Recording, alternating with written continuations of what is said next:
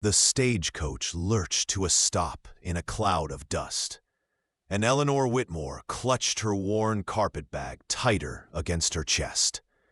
Through the small window, she could see the desolate main street of Redemption, Montana, a collection of weathered wooden buildings that looked ready to collapse under the weight of the harsh winter wind.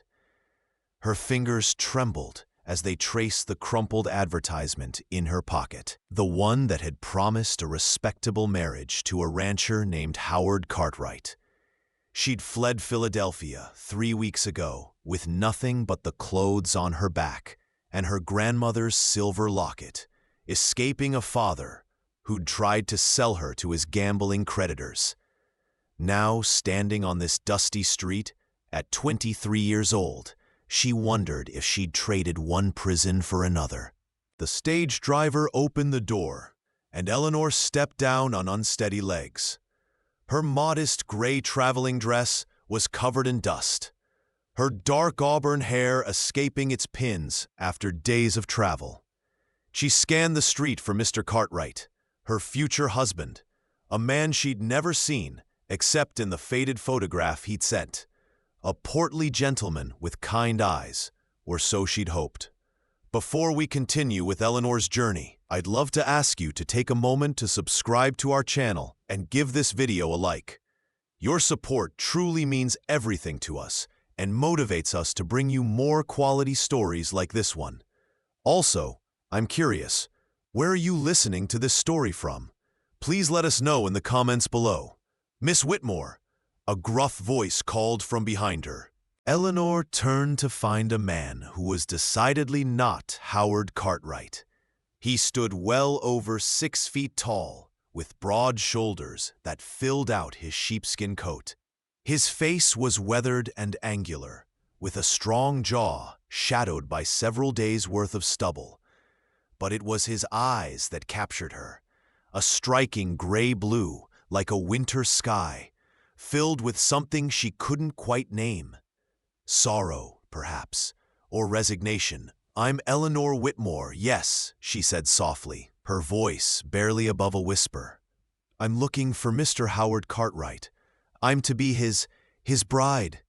The man's jaw tightened, and he removed his hat, revealing thick, dark brown hair. "I'm James Cartwright, Howard's brother. I'm afraid I have difficult news, Miss Whitmore." He paused, his eyes filled with genuine compassion. "Howard passed away 2 weeks ago. Pneumonia took him fast." The ground seemed to tilt beneath Eleanor's feet. The little money she'd had was gone, spent on the journey west. She had no family to return to, no prospects, nothing. She swayed, and James's strong hand caught her elbow, steadying her. "Easy now," he said gently.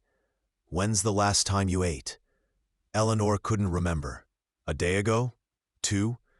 She'd been rationing the dried biscuits in her bag, making them last.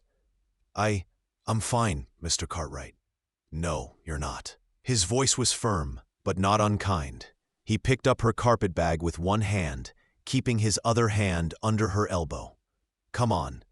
The ranch is an hour's ride. We'll get some food in you, and then we'll figure out what comes next." "I have no money to pay you," Eleanor said, her pride warring with her desperation. She fumbled with the clasp of her grandmother's locket. "But I have this. It's real silver. Perhaps you could—" "Keep it," James interrupted, his voice rough. "I don't want your silver, Miss Whitmore. What I need is someone who can cook a decent meal and keep a house from falling into complete disorder. I've been managing alone since Howard took ill, and I'm no good at either." He helped her toward a waiting horse and wagon. "You need a place to stay. I need help. Seems like we might be able to help each other, at least for now." Eleanor studied his face, searching for deception or ulterior motives, but found only honesty and a bone-deep weariness. "Just household help?" "Just household help," he confirmed, meeting her eyes directly. "You'll have your own room, no expectations beyond honest work. And Miss Whitmore." He waited until she looked at him. Out here, a woman's word is her bond, same as a man's. You're not property. You're a person, and you'll be treated as such under my roof. Something in Eleanor's chest loosened slightly. She nodded and allowed him to help her into the wagon. The ride to the Cartwright Ranch was quiet, with James pointing out landmarks occasionally. The creek that ran year-round, the stand of cottonwoods that marked the northern boundary of his land, the mountains rising purple and majestic in the distance. The ranch itself was modest, but well-maintained. A sturdy log house with a covered porch, a large barn, corrals holding several horses, and endless stretches of grassland rolling toward the horizon.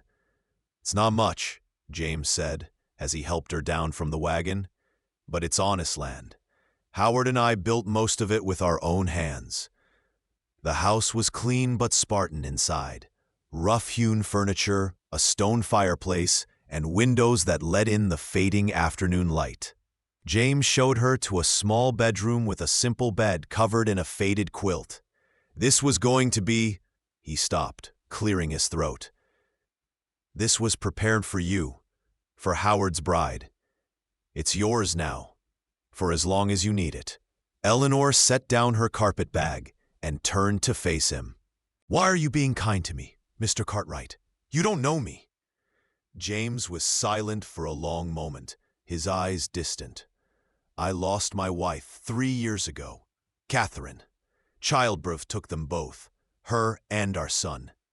His voice was raw with old pain. "I know what it's like to have nowhere to go, nothing to hold on to. I wouldn't wish that on anyone." "I'm sorry," Eleanor whispered, understanding flooding through her. They were both survivors of different tragedies, trying to find solid ground. "Get some rest," James said, already turning toward the door. "We'll talk more in the morning." But Eleanor called after him. "Mr. Cartwright, thank you for seeing me as more than what I was meant to be." He nodded once, then disappeared down the hallway. The days that followed fell into a rhythm.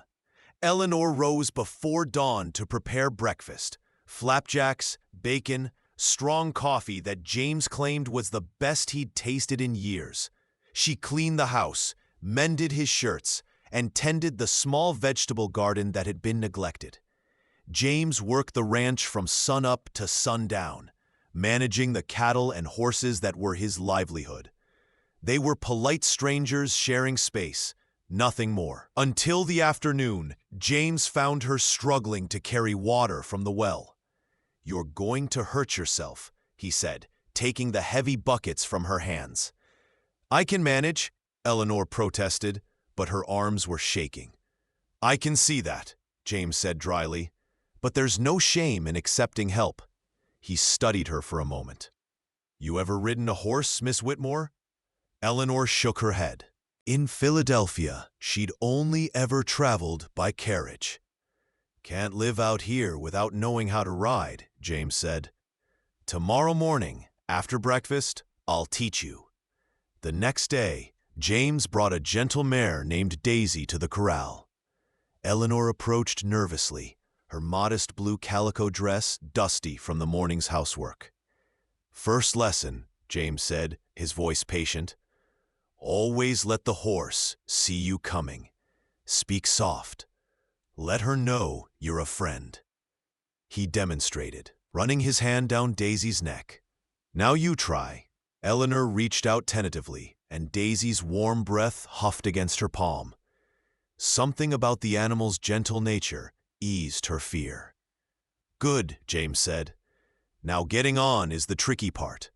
Put your left foot in the stirrup, grab the horn, and swing your right leg over. I'll help steady you." "All right." Eleanor did as instructed, and suddenly James's hands were on her waist, strong and warm, lifting her effortlessly into the saddle. The contact lasted only seconds, but Eleanor felt heat rush to her cheeks. She was grateful he couldn't see her face as he adjusted the stirrups. "How does it feel?" James asked, looking up at her. "Terrifying," Eleanor admitted with a small laugh. But also, wonderful. Something shifted in James's expression, the ghost of a smile. You'll do fine. Just remember, the horse can feel what you're feeling. Stay calm, stay confident. Over the following weeks, the riding lessons continued. James taught her to guide Daisy with gentle pressure from her legs, how to post in the saddle, how to read the animal's mood. He was endlessly patient, never mocking her mistakes. "You're a natural," he said one morning, as Eleanor successfully navigated Daisy through a series of barrels he'd set up. Catherine was scared of horses her whole life, never could get comfortable in the saddle. It was the first time he'd spoken his late wife's name without that raw edge of pain, and Eleanor felt privileged to witness it. "Tell me about her," Eleanor said softly as they walked the horses back to the barn. James was quiet for so long that Eleanor thought he wouldn't answer. Then, "She was small, like you, dark hair though, and brown eyes, laughed at everything, even my terrible jokes. She wanted a house full of children." His voice caught. "We only got the one chance." "I'm sure she knew how much you loved her," Eleanor said. "I hope so," James replied. "I promised her I'd never let anyone else in. Seemed like the right thing to do at the time, protecting that space where she'd been." He glanced at Eleanor. "But maybe that's not what she would have wanted. Maybe she'd have wanted me to keep living." Their eyes met, and something unspoken passed between them, an acknowledgement that they were both emerging from their own private darkness. That night, Eleanor couldn't sleep. She stood on the porch in her nightgown, with a shawl wrapped around her shoulders, watching the stars spread like diamond dust across the black sky. The ranch was peaceful. The only sounds, the distant lowing of cattle, and the whisper of wind through grass. "Can't sleep either?" James's voice came from the shadows. Eleanor started, but didn't retreat. "Too much on my mind." James stepped into the moonlight. He'd removed his shirt, and Eleanor could see the breadth of his chest, the muscles earned from hard labor, and a long scar that ran from his shoulder to his ribs. "What happened?" she asked, nodding toward the scar. "Angry bull, 3 years back," James said. "Gored me pretty good. Howard patched me up, but it was close." He leaned against the porch railing. "What's keeping you awake, Miss Whitmore?" "Eleanor," she corrected softly. "After all this time, I think you can call me Eleanor." "Eleanor," he repeated, and her name sounded different in his deep voice, almost like a caress. "So what's troubling you, Eleanor?" She hesitated, then decided on honesty. "I'm afraid of going back to what I was running from. Afraid of staying here and becoming a burden. Afraid of—" She stopped, unable to voice the deepest fear, that she was starting to feel something for this quiet, wounded man that went far beyond gratitude. James moved closer, close enough that she could feel the warmth radiating from his skin. "You're not a burden. You've brought life back to this place. I hadn't realized how dead everything felt until you arrived." "James," Eleanor whispered, and then his hand was reaching up, his calloused fingers gentle as they tucked a strand of hair behind her ear. "Tell me to stop," he said, his voice rough with want and restraint. "Tell me you don't feel this thing between us, and I'll step back. I'll never mention it again." But Eleanor couldn't. Because she did feel it, the pull, the connection, the way her heart raced whenever he was near. The young mail-order bride was modest before everyone, always proper, always restrained. But her desire that night was greater than her fear, greater than her caution. "I can't tell you that," she said, her voice barely audible, "because it wouldn't be true." James's eyes darkened, and he leaned closer, his breath warm against her lips. "I don't want to rush you.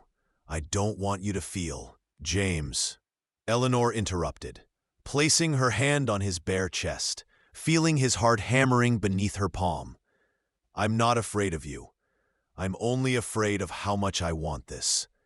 He kissed her then, gentle at first, tentative, as if she might shatter. But Eleanor rose on her toes, pressing closer, and the kiss deepened. His arms came around her, one hand splaying across her back, the other tangling in her hair. She could taste the coffee he'd drunk earlier, could feel the restrained power in his embrace. When they finally broke apart, both breathing hard, James rested his forehead against hers.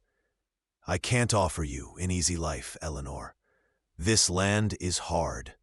The winters are brutal. There are days I barely break even." "I don't want easy," Eleanor said firmly. "I want real. I want honest. I want you." She took a breath. James's eyes searched hers, looking for doubt, for hesitation. Finding none, he kissed her again, slower this time, savoring. When he pulled back, his voice was husky. "I care about you, Eleanor, more than I thought I could care about anyone again. But I need to do this right. Court you properly. Give you time to be sure." "How much time?" Eleanor asked, the smile playing at her lips. "As much as you need," James said. "Though I'll warn you, I'm not a patient man by nature." "Neither am I," Eleanor admitted, and they both laughed softly. The courting that followed was sweet and stolen, lingering glances across the breakfast table, hands brushing as they worked, side by side, evening walks where James would point out constellations and Eleanor would share stories of her childhood before everything had fallen apart. He brought her wildflowers from the meadow, and she baked his favorite apple pie. They were building something together, brick by careful brick. But their fragile peace shattered 3 weeks later. Eleanor was in the garden when she heard horses approaching fast. She looked up to see 3 men riding hard toward the house, and her blood turned to ice. The man in the lead was Silas Blackwood, one of her father's creditors, a cruel man with cold eyes and a reputation for violence. "Well, well," Silas said, dismounting. "Little Eleanor Whitmore, your daddy said you'd run west. Been tracking you for weeks." Eleanor backed toward the house. "I don't owe you anything." "Your daddy owes me $5,000, Silas snarled. "Said I could have you instead. A deal's a deal." "That deal isn't legal," Eleanor said, her voice shaking.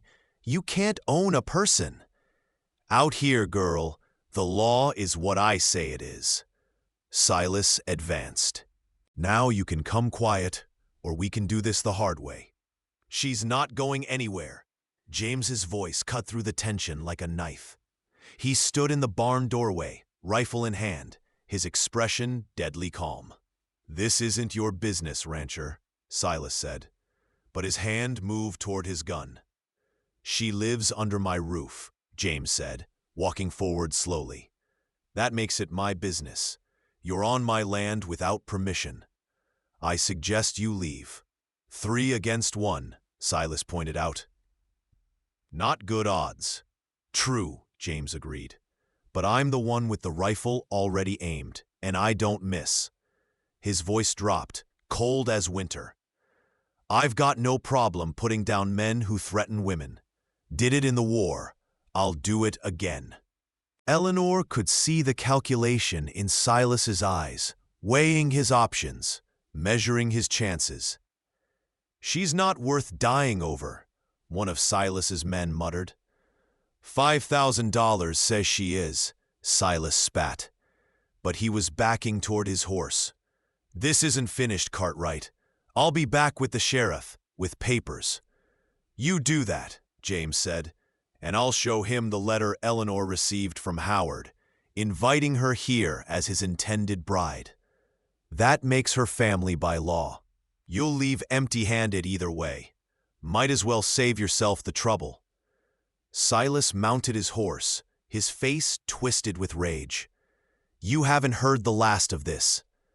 I'm counting on it, James said calmly. They watched the three men ride away, dust billowing behind them.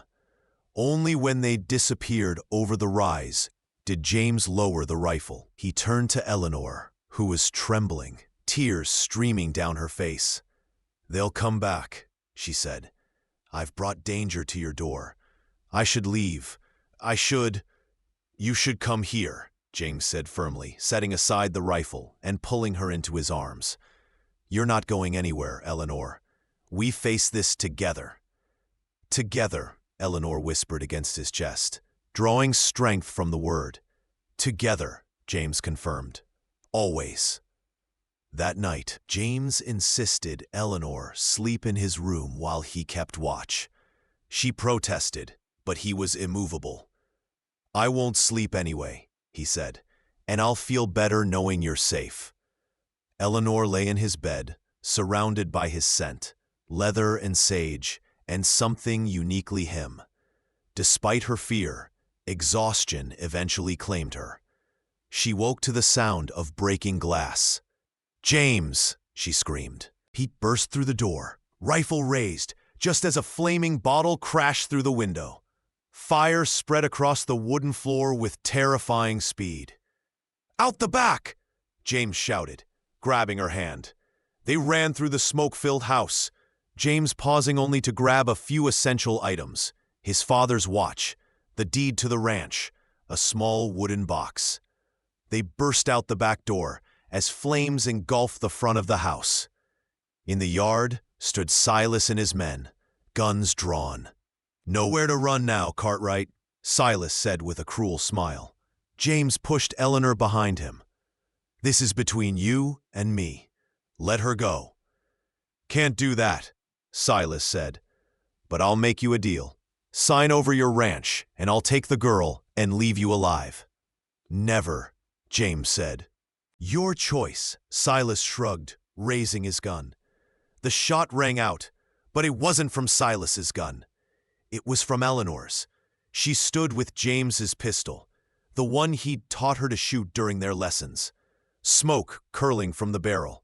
Her shot had struck Silas's gun hand, sending his weapon flying. You taught me to shoot, Eleanor said, her voice steady despite her fear. You taught me to protect what matters.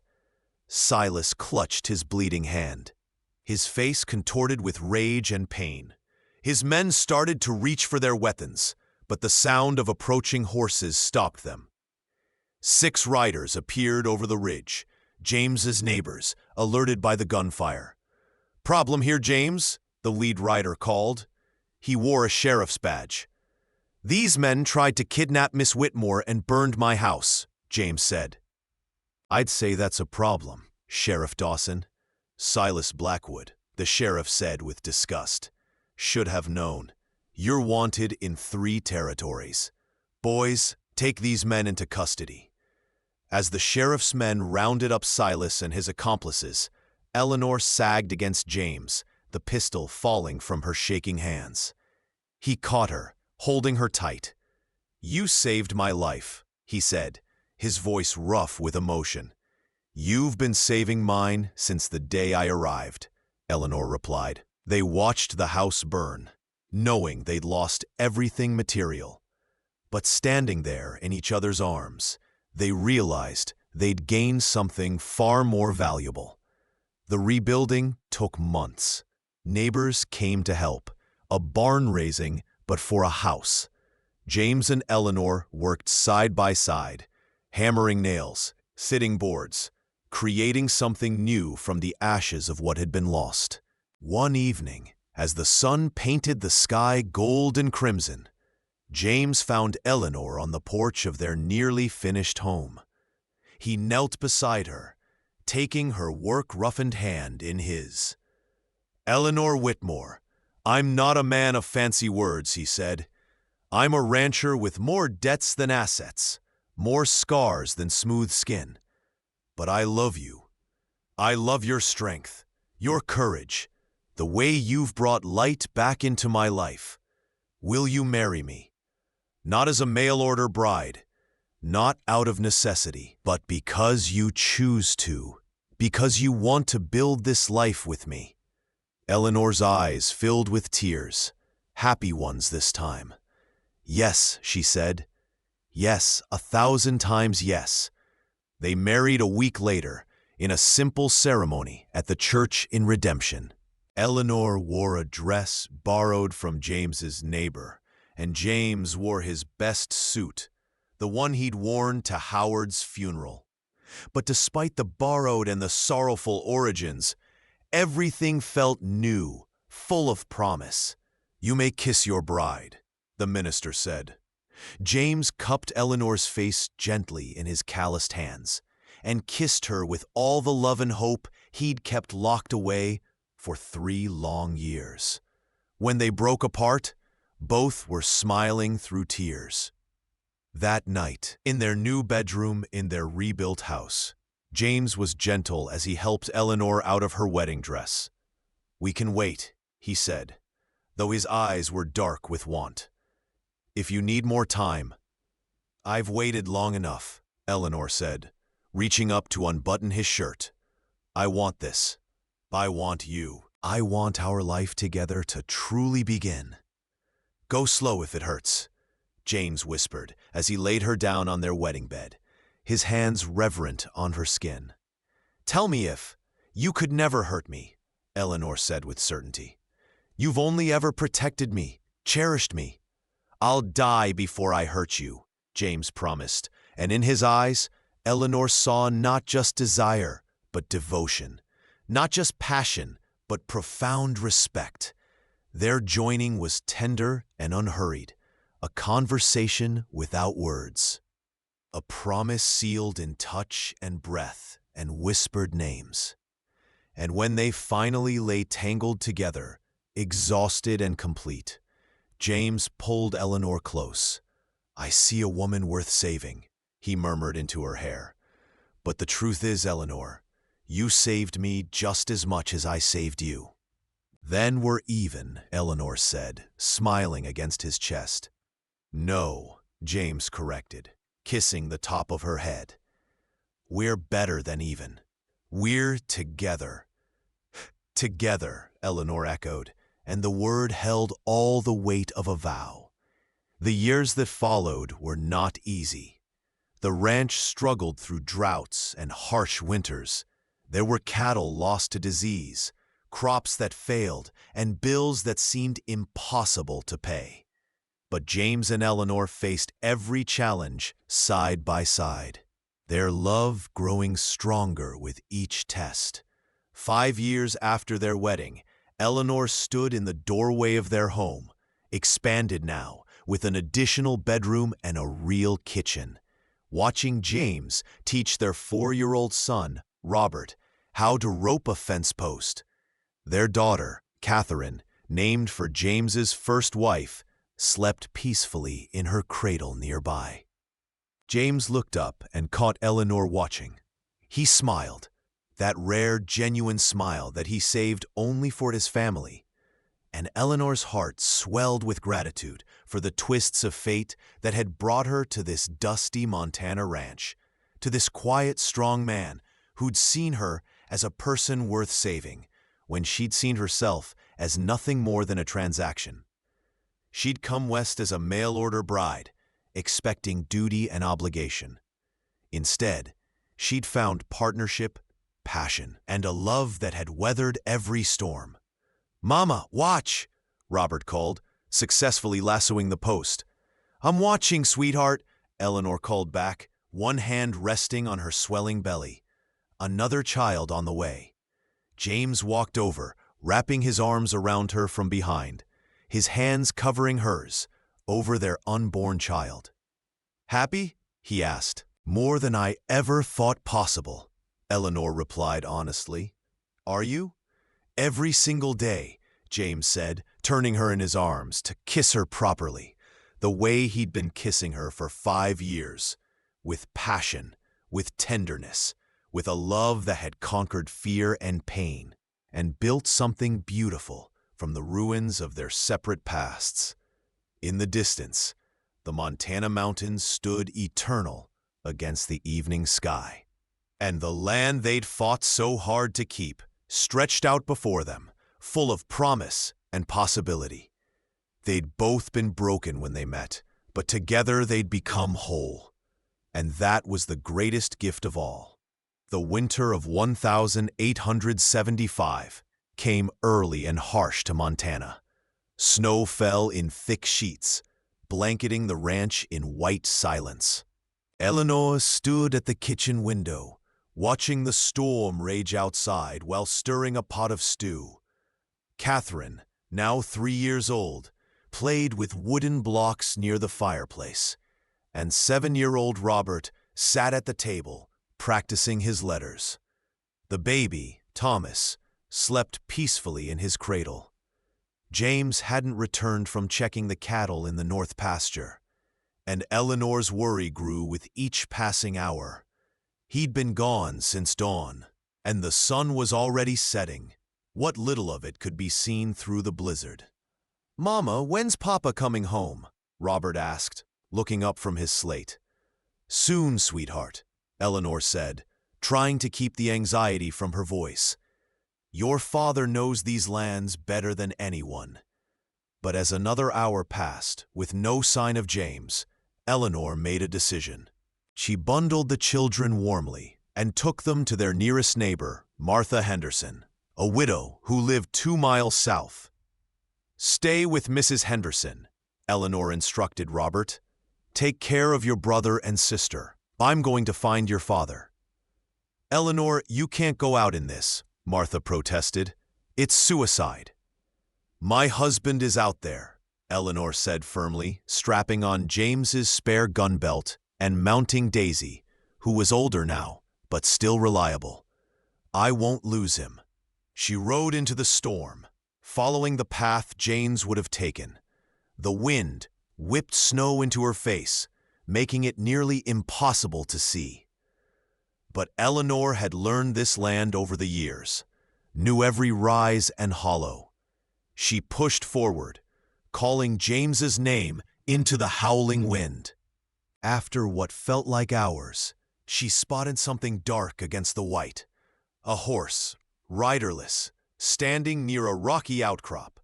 Her heart seized with fear. "James!" she screamed. A weak voice answered from below. "Eleanor?" She dismounted and carefully made her way to the edge of a shallow ravine. James lay at the bottom, his leg twisted at an unnatural angle, his face pale with pain and cold. "My horse spooked," he said through chattering teeth. "Threw me. Legs broken, I think." Eleanor didn't hesitate. She retrieved rope from her saddle and, with strength born of desperation, managed to fashion a harness. Using Daisy as an anchor, she slowly pulled James up the slope, ignoring the burning in her muscles and his groans of pain. "I've got you," she kept saying. "I've got you, James. Stay with me." Getting him onto Daisy was the hardest part. James was a large man, and his broken leg made mounting nearly impossible. But Eleanor refused to give up. She positioned him, pushed, pulled, and finally got him seated, then mounted behind him, holding him upright against her body. "Hold on to me," she commanded. "Don't you dare let go." The ride back was a nightmare. James drifted in and out of consciousness, his body growing colder. Eleanor talked to him constantly, refusing to let him slip away. "Remember our wedding night?" she said into his ear. "Remember how scared I was? You were so gentle, so patient. Remember the morning Robert was born? You held my hand for 12 hours, James.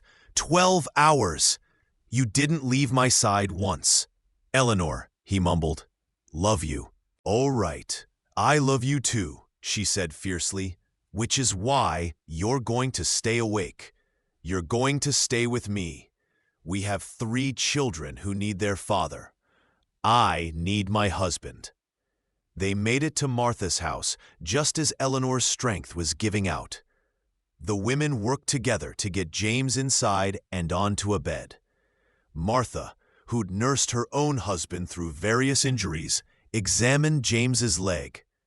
"It's a clean break," she said, "but it needs to be set properly, and he's suffering from exposure. We need the doctor." "I'll go," Eleanor said, already standing. "You can barely stand yourself," Martha argued.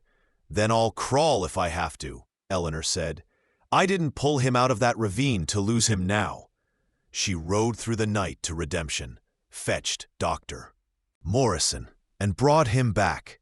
The doctor set James's leg while he was unconscious, a mercy given the pain involved. "He'll live," Dr. Morrison said finally. "Thanks to you, Mrs. Cartwright. Another few hours in that cold and—" He didn't need to finish. Eleanor collapsed into a chair beside James's bed, taking his hand. She stayed there for 3 days while the fever from his exposure ran its course, bathing his forehead with cool cloths, forcing water past his lips, refusing to leave his side. On the 4th day, James's eyes opened, clear and focused. "Eleanor," he said, his voice rough. "I'm here," she said, tears streaming down her face. "I'm right here. You saved my life," he said, squeezing her hand weakly. "We're even now," Eleanor said with a trembling smile, echoing their wedding night conversation. "You saved me. I saved you." "No," James said, pulling her closer with surprising strength. "We save each other. That's what we do. That's what we'll always do." Eleanor leaned down and kissed him gently. "Always," she agreed. 2 years passed, and James's leg healed, though he walked with a slight limp on cold days, a reminder of how close they'd come to tragedy. The ranch prospered. Word of Eleanor's courage during the blizzard had spread, and neighbors looked at her with new respect. She wasn't just James Cartwright's wife. She was a woman who'd faced death and won. But new challenges arose.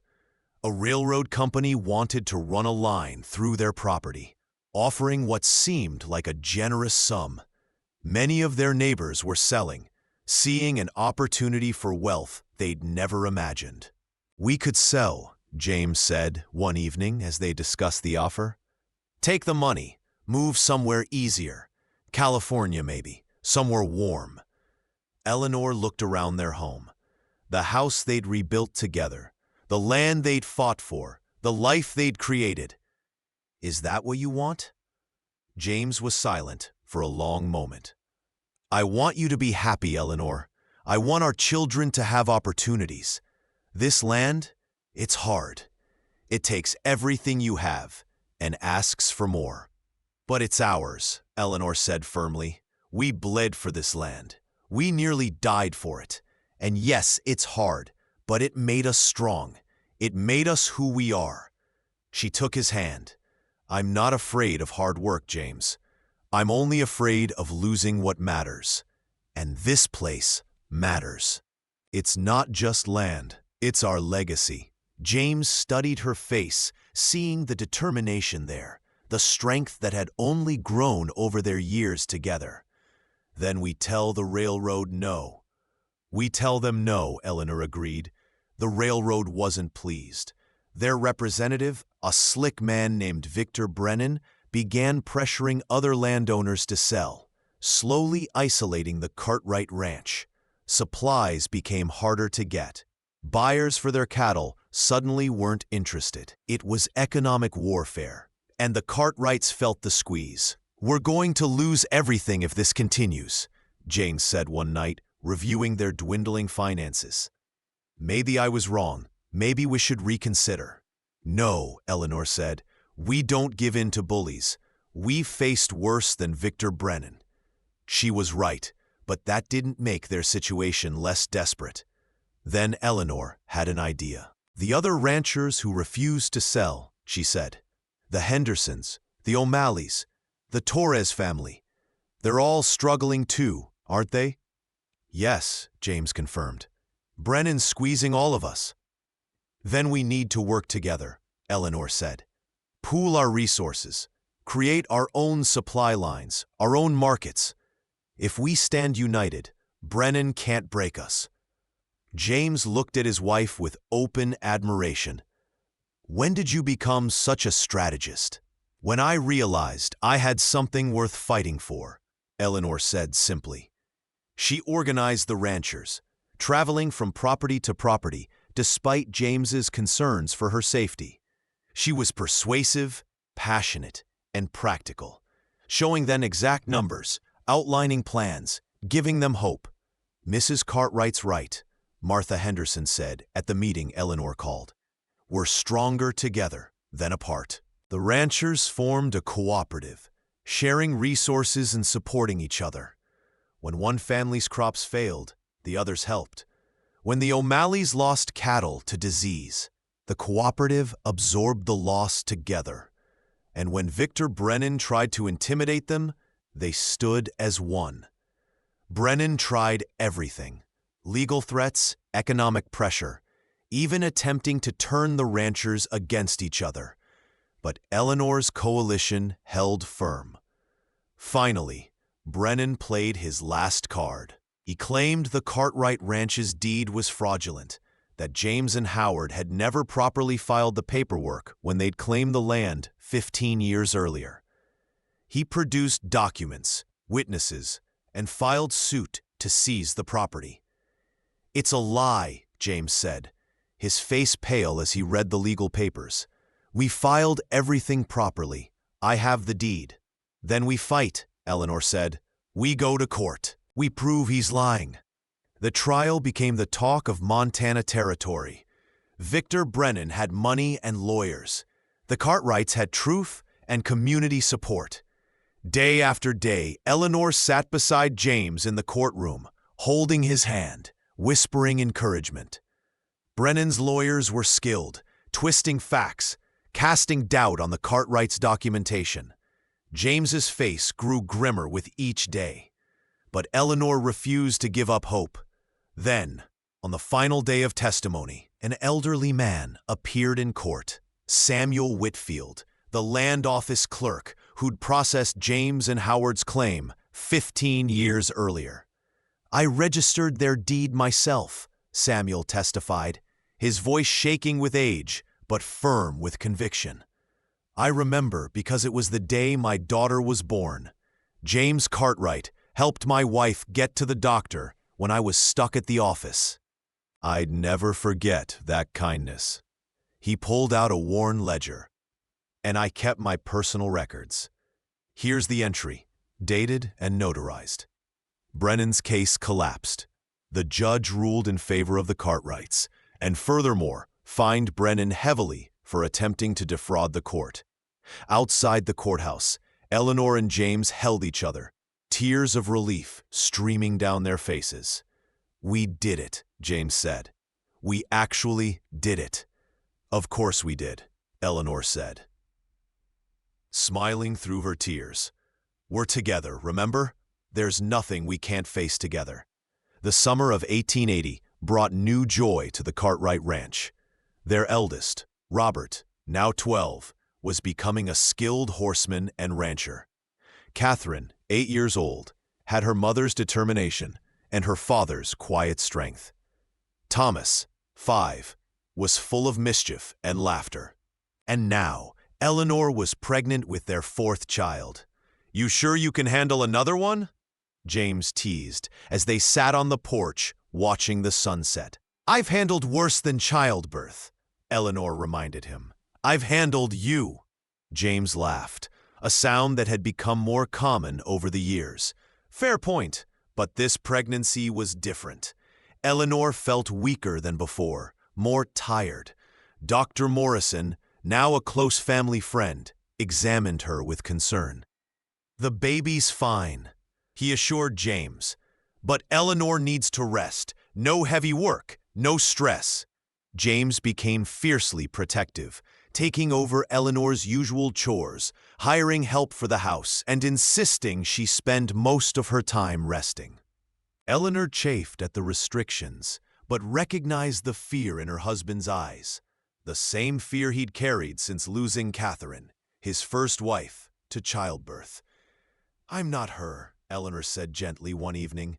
"I'm strong, James. I'll be fine." "You're carrying our child," James said, his voice rough. "You're the center of my world, Eleanor.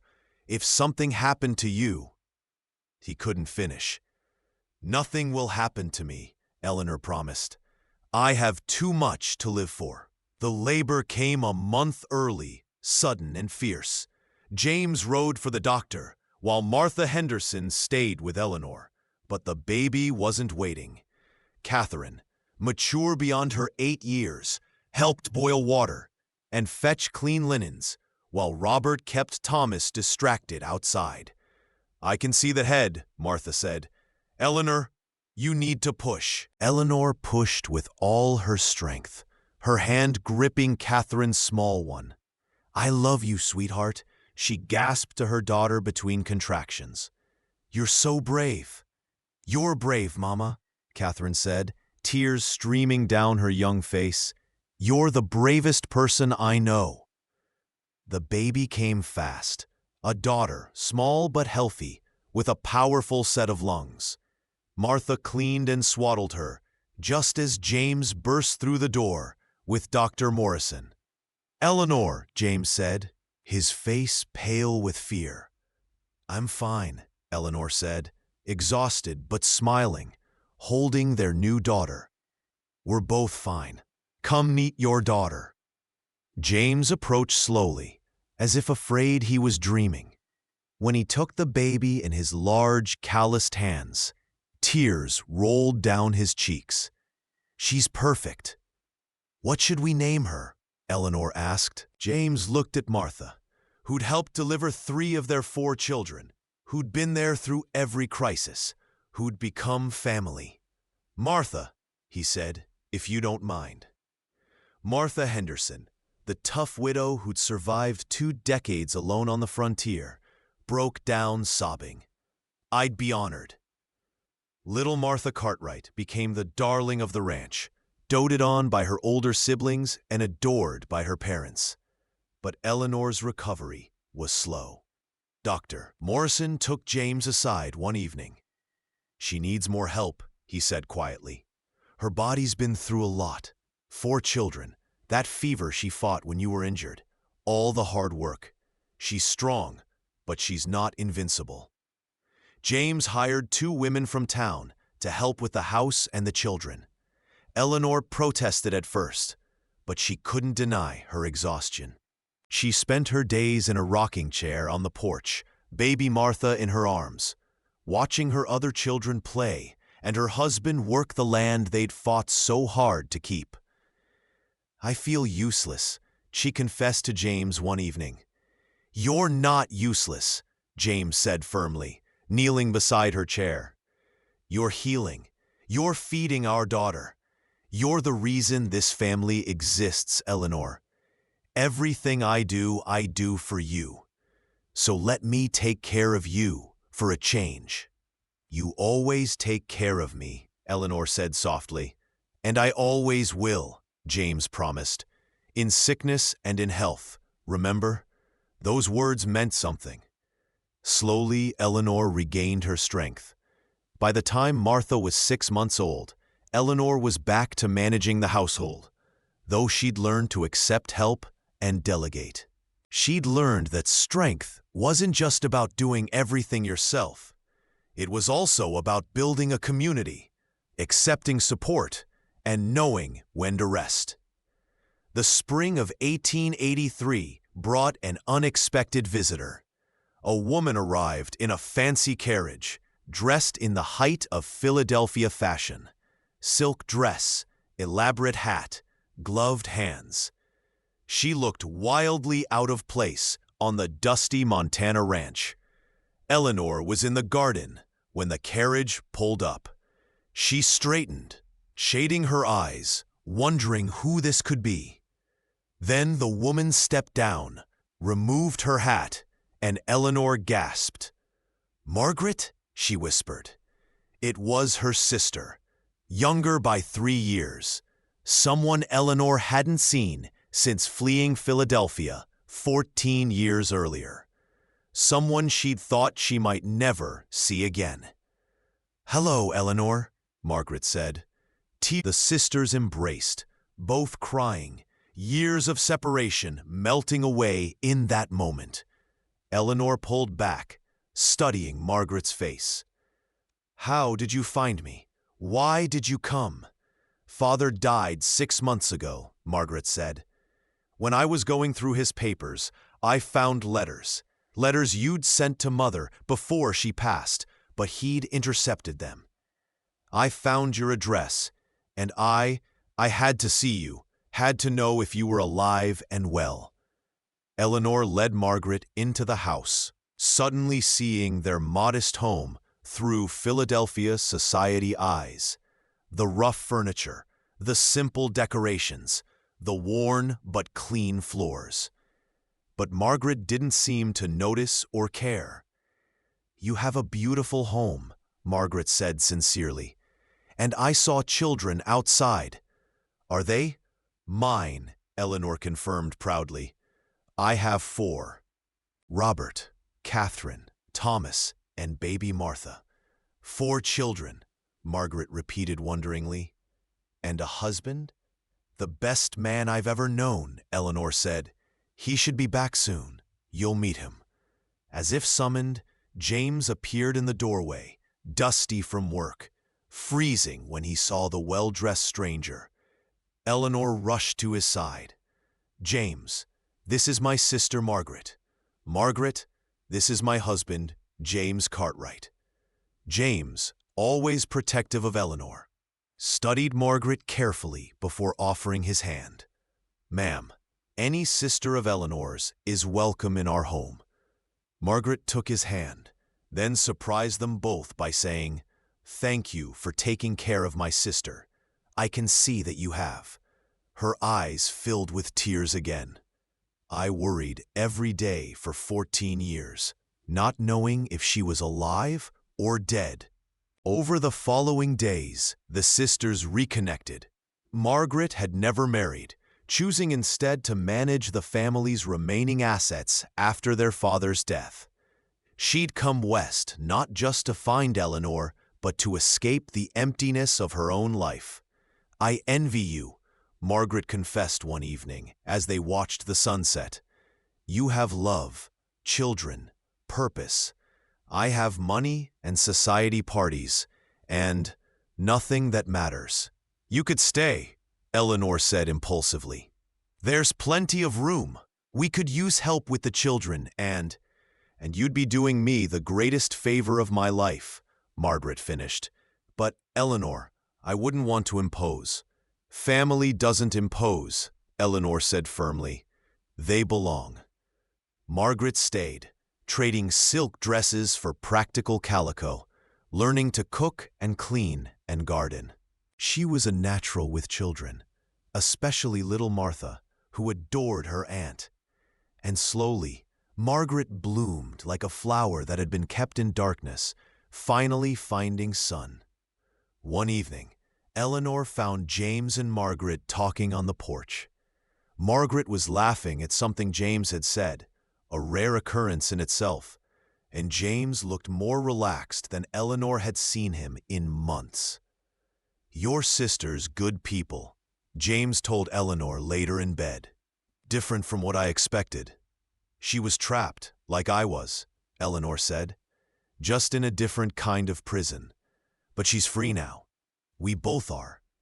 "Thanks to each other," James said, pulling Eleanor close. "You saved me from my grief. I saved you from your past. Now we're saving Margaret from her loneliness. That's what family does." "That's what love does," Eleanor corrected, kissing him softly. 6 months later, Eleanor wasn't entirely surprised when Margaret began spending more time with their neighbor, Michael O'Malley, a widower with 2 young children who'd been part of Eleanor's ranchers' cooperative. What did surprise her was how happy it made her feel, watching her sister discover the same kind of love Eleanor had found. "Do you think Margaret will marry Mr. O'Malley?" Catherine asked one day as they watched Margaret and Michael talking by the fence. "I think," Eleanor said, smiling, "that love has a way of finding people who are ready for it." And she was right. Margaret and Michael married that autumn in a ceremony that brought the whole community together. As Eleanor watched her sister pledge her life to a good man, watched her step into the same kind of partnership and purpose that had transformed Eleanor's own life, she felt a deep sense of completion. 2 sisters who'd been separated by fear and cruelty had found each other again. And more than that, they'd both found love, purpose, and belonging in the wild Montana territory that had seemed so foreign and frightening all those years ago. The winter of 1888 tested the Cartwrights one final time. An influenza epidemic swept through Montana, killing young and old alike. The Cartwright children fell ill one by one. First Thomas, then Catherine, then Robert. Baby Martha, now 8 years old and not so much a baby anymore, stayed healthy, helping her mother tend to her sick siblings. Dr. Morrison was overwhelmed with patients, doing what he could, but admitting there was little medicine could do against the flu. "Keep them warm, keep them hydrated, and pray," he told Eleanor and James. For 2 weeks, Eleanor barely slept. She moved from bed to bed, cooling fevers, forcing water and broth past cracked lips, reading stories in hoarse whispers, singing lullabies until her voice gave out. James worked the ranch alone during the day and spelled Eleanor at night, sitting vigil over their children. Thomas, at 13, recovered first, his young body fighting off the illness with the resilience of youth.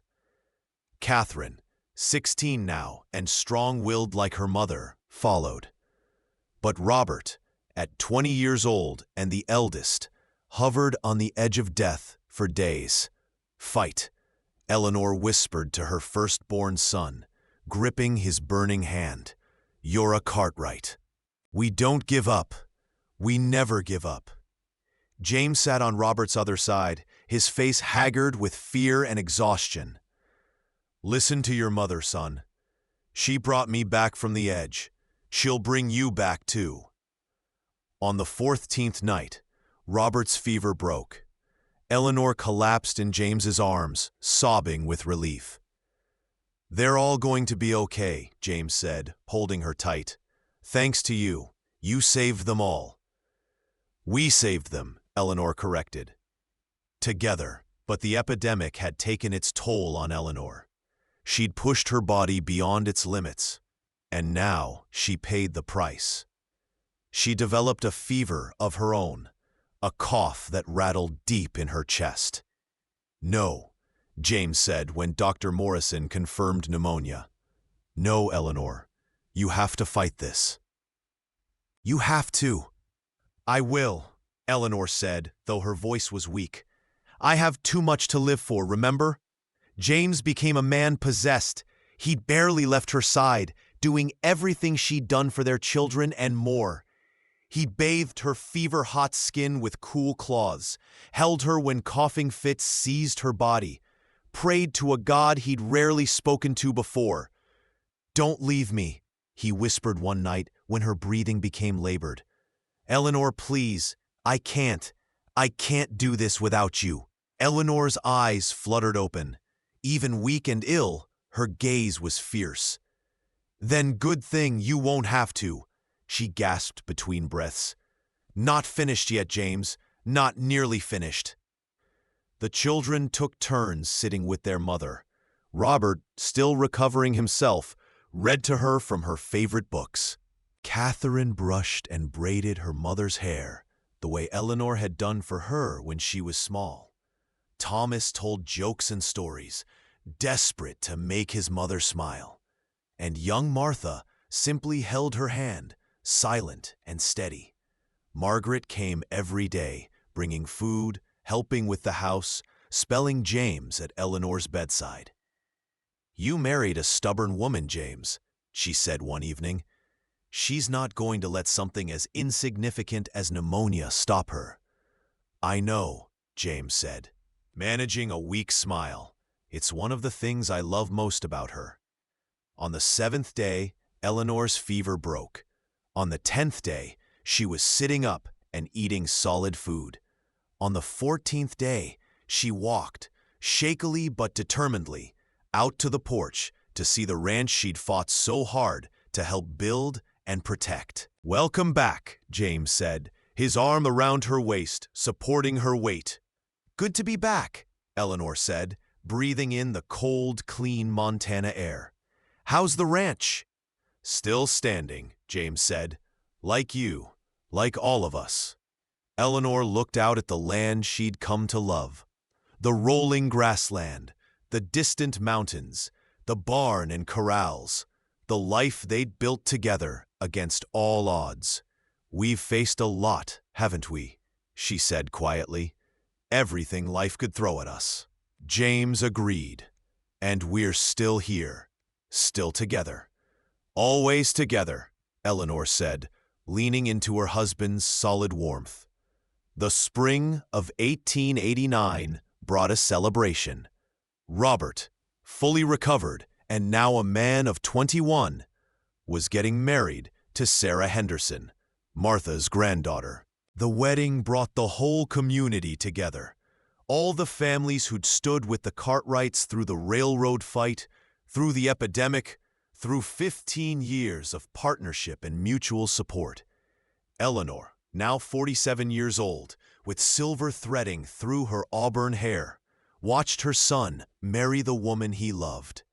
She held James's hand, calloused and scarred from decades of ranch work, but still strong. Still the hand that had first offered her safety and respect all those years ago. "Remember our wedding?" James murmured in her ear. "Every detail," Eleanor said. "You were terrified." "I was terrified I'd let you down," James corrected. "That I couldn't give you the life you deserved." Eleanor turned to face her husband, cupping his weathered face in her hands. "James Cartwright, you gave me everything I deserved, and more. You gave me love, respect, partnership. You gave me 4 beautiful children. You gave me a life worth living." "We gave each other that," James said, kissing her softly. "And we're not done yet, Mrs. Cartwright. We've got grandchildren to meet, more years to share." "Many more years," Eleanor agreed, as the wedding celebration continued around them. Children laughing, neighbors dancing, food and joy in abundance. Eleanor reflected on the journey that had brought her here. She'd arrived in Montana as a frightened mail-order bride with nothing but a carpetbag and desperation. She'd been prepared to trade her grandmother's locket for a meal, ready to marry a stranger just to survive. Instead, she'd found a man who'd seen her as a person, not property. Who'd given her time and space to heal, who'd taught her to be strong, who'd stood beside her through every challenge. Together, they'd built not just a ranch, but a legacy of courage, of community, of love that conquered fear. "What are you thinking about?" James asked, noticing her faraway expression. "That I was right," Eleanor said. "That night on the porch, when I admitted what I wanted. My desire to build a life with you was greater than my fear. And it was the best decision I ever made." "Second best," James corrected with a rare smile. "The best decision was mine. Letting you stay, opening my heart again, taking a chance on love when I'd sworn I never would." "Then we both made the best decision," Eleanor said. "Together. Always together," James echoed. And as the sun set over the Montana mountains, painting the sky in shades of gold and purple, James and Eleanor Cartwright stood hand in hand, surrounded by the family and community they'd built, living proof that love could bloom even in the harshest soil, that broken people could heal each other, and that sometimes the greatest adventures began with the smallest acts of courage and kindness. The young mail-order bride, who'd been modest before everyone had discovered that her desire for love, for purpose, for a life truly lived, was greater than any obstacle in her path. And she'd found it all with a quiet, strong man who'd taught her that true partnership meant facing everything life offered together. Thank you so much for listening to this story. I'd love to know where you're enjoying this tale from. Are you listening at home, during your commute, or perhaps while working? Please subscribe to the From Wild West channel and share your thoughts in the comments below. What did you think of Eleanor and James's journey? Your feedback means the world to us.